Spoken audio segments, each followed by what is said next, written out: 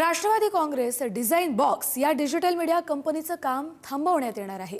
Design box या कंपनीचे मालक नरेश अरोरा हे राष्ट्रवादीचे राजकीय सल्लागार होते। 2024च्या विधानसभेच्या निवडणुकीमध्ये नरेश अरोरा यांनी राष्ट्रवादी काँग्रेस पक्षाचं काम करून निवडणूक जिंकवून त्यांना सत्तेत आणलं। अजित पवार यांच्या दुर्दैवी निधनानंतर नरेश अरोरा यांच्या डिझाइन बॉक्स या कंपनीचं काम थांबवण्यात आलंय। संदीप राजगोळकर आपले प्रतिनिधी आपल्याला या संदर्भातील अधिकचे अपडेट देतील। संदीप, हे नेमकं काय झालंय?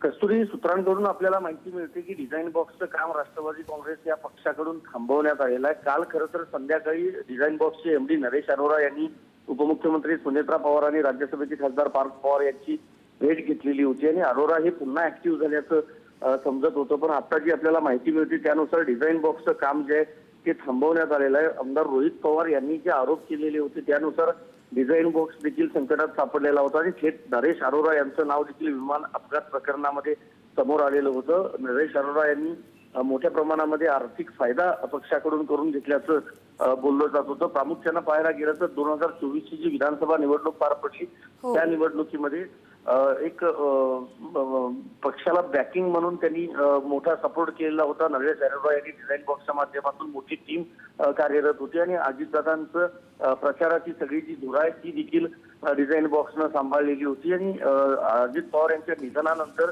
डिझाइन बॉक्स बाबत वेगवेगळ्या चर्चा ज्या आहेत त्या सुरू होत्या आणि पवार कुटुंबियांमध्ये देखील नरेश अरोरा यांच्याबाबत जी नाराजी आहे ती पाहायला मिळाली होती। काही आमदारांनी देखील अरोरा यांच्याबद्दल थेट नाराजी आहे ती व्यक्त केलेली होती आणि त्यामुळेच आता जी आपल्याला माहिती मिळते त्यानुसार डिझाइन बॉक्सचं काम जे आहे ती राष्ट्रवादी काँग्रेस पक्षाकडून थांबवण्यात आलेलं आहे।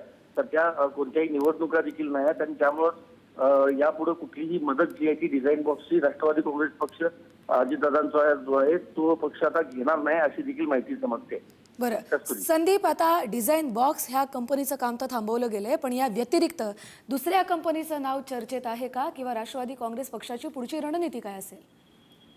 नाही, सध्या तर दुसरं काही दिसत नाही, पण एकंदरीत जर पाहायला गेलं तर सध्या दोन्ही राष्ट्रवादी काँग्रेसमध्ये एक प्रकारचा वाद सुरू झाला। आपल्याला माहिती काल सूरज चव्हाण यांनी कस्तुरी थेट आरोप केला होता की 5 कोटी रुपये देऊन एका एजन्सीला राष्ट्रवादी पक्षात फूट पाडण्याचं आणि बदनामी करण्याचं काम आमदार रोहित पवार करतायत। त्यामुळं दोन्ही राष्ट्रवादीमध्ये सध्या तरी चांगलं वातावरण दिसत नाही। विलिनीकरणाची चर्चा देखील आता पूर्णपणे थांबलेली आहे असं म्हणता येईल आणि एकंदरीत पाहायला गेलं तर सुनेत्रा पवार या आता राजकारणामध्ये ऍक्टिव्ह झालेल्या आहेत। अनेक प्रश्नांबाबत त्या बैठका घेत आहेत।